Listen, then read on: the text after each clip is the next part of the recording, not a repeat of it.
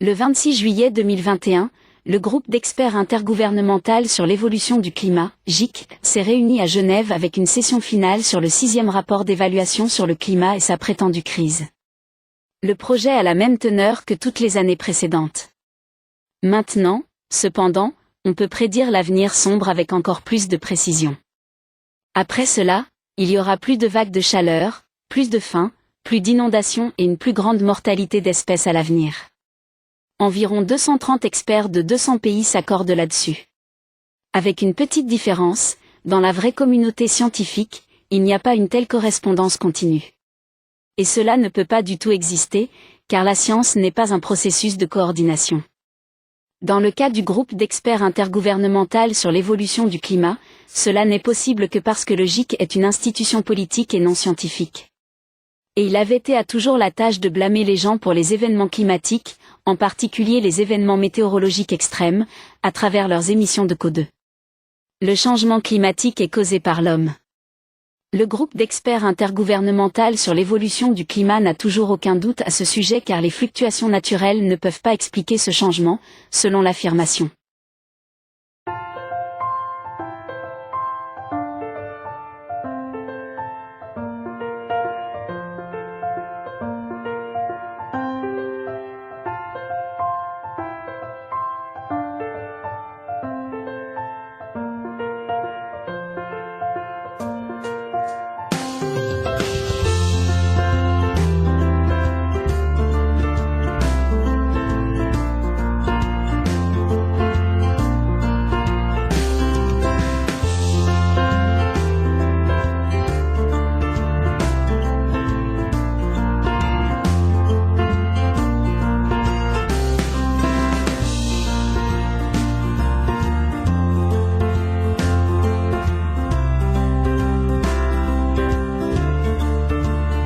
Le GIC l'affirme pourtant depuis 1990.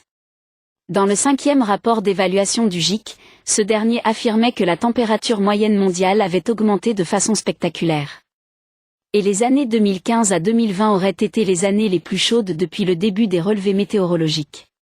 Cependant, considérer des périodes de temps aussi courtes n'est pas une preuve de la thèse selon laquelle les humains sont à blâmer pour ce développement. Il a toujours existé. Si vous regardez la période allant du début de l'industrialisation vers 1850 à aujourd'hui, la température moyenne mondiale vient d'augmenter de 1,1 degré. Et pas à cause de l'industrialisation, mais parce que le petit âge glaciaire a pris fin vers 1850. 1250 à 1840/1850, nous sommes donc dans une période chaude. Dans la période chaude médiévale de 950 après J.C. Jusqu'à 1250, la température moyenne mondiale était même de 1,5 à 2 degrés plus élevée qu'aujourd'hui. Les Romains cultivaient même le vin au Groenland à cette époque. Et à cette époque, l'homme avait assuré de ne pas avoir soufflé d'émissions de CO2 dans l'atmosphère. Maintenant, vous direz probablement, mais il n'y avait pas du tout d'enregistrement météorologique. C'est exact. Mais les scientifiques ont développé une méthode dans laquelle ils ont examiné le rapport isotopique de l'oxygène dans les coquilles calcaires au fond de l'océan. À partir de ces dépôts dans les sédiments marins, il était possible de tirer des conclusions sur le climat de l'époque, vous pouvez le lire rapidement sur le serveur Wiki Éducation.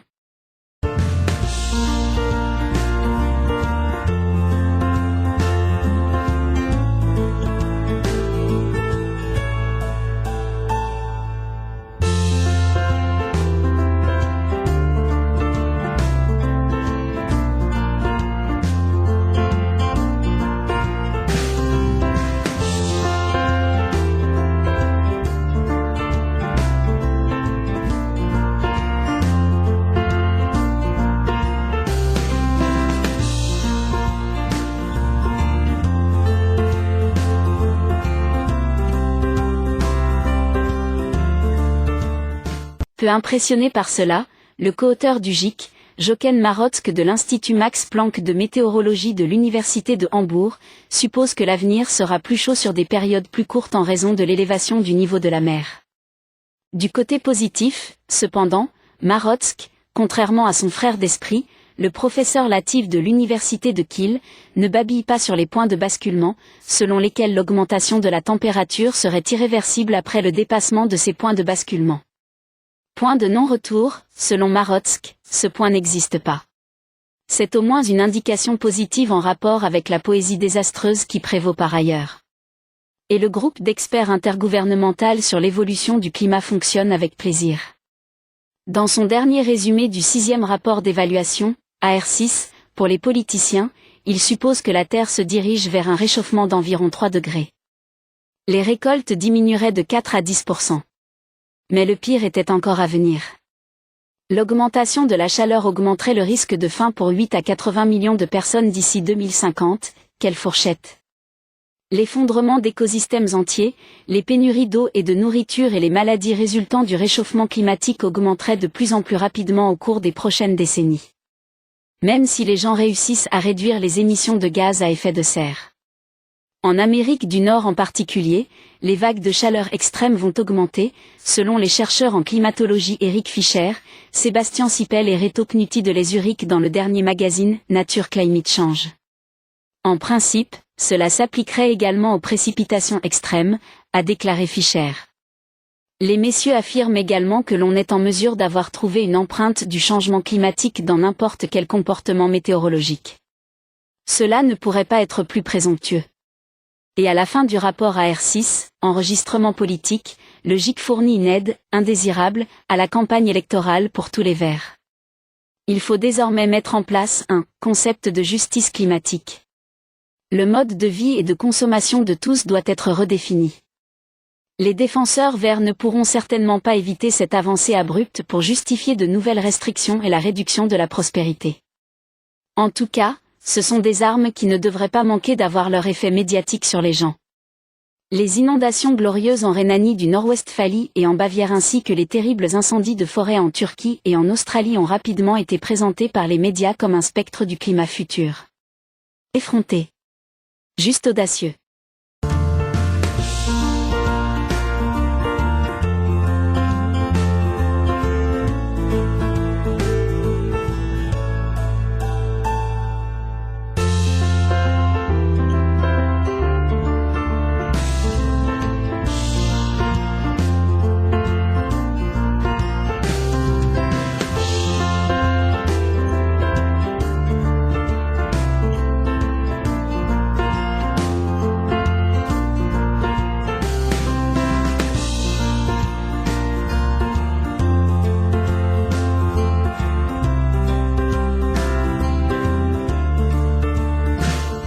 Il n'y a qu'un seul hic, toutes les déclarations du GIC sont des pronostics basés sur des hypothèses et des suppositions.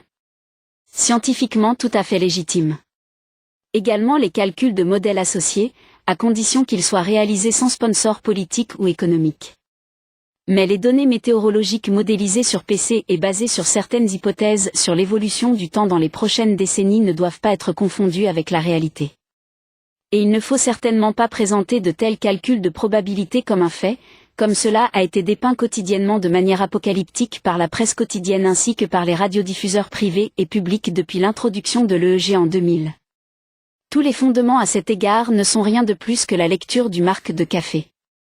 Une partie de la politique commence probablement à s'en douter aussi. Car les ministres de l'Environnement et de l'Énergie des pays du G20 n'ont pas pu s'entendre à Naples en juillet 2021 pour limiter le réchauffement climatique de 1,5 degré maximum d'ici 2030. Même la prédiction du prof Dr Latif 2012, dans quelques années, il n'y aurait plus d'hiver, s'est avéré être un non-sens. Aussi que les glaciers alpins disparaîtraient complètement et que le niveau de la mer augmenterait considérablement. Selon le service météorologique allemand, DWD, l'augmentation, statistiquement, supposée des événements météorologiques extrêmes n'a pas été observée depuis 150 ans. L'affirmation selon laquelle les tempêtes régionales sont les effets du changement climatique n'est pas défendable, selon le météorologue diplômé Andreas Friedrich du DWD. C'est ce que dit l'Agence fédérale de l'environnement dans son rapport sur la stratégie allemande d'adaptation au changement climatique en 2019. Aucune tendance ne peut être lue pour les inondations en été dans une comparaison à long terme. Cependant, cela ne veut pas dire que cela ne représente pas une catastrophe pour les personnes touchées et qu'elles peuvent rapidement en venir à l'hypothèse que la catastrophe climatique frappera sans pitié. L'homme ne peut penser que sur de courtes périodes de temps. Le fait que les taches solaires, la formation de nuages bas et la réduction des rayons cosmiques entraînent une augmentation des températures sur Terre semble avoir en quelque sorte échappé au GIEC. De même probablement aussi que les activités réduites des taches solaires selon la deuxième loi de la thermodynamique entraînent une diminution de la température. Gratuitement. Personne en Allemagne ne veut entendre de toute façon, n'est-ce pas? Nous avons donc également traduit cet article dans 5 autres langues.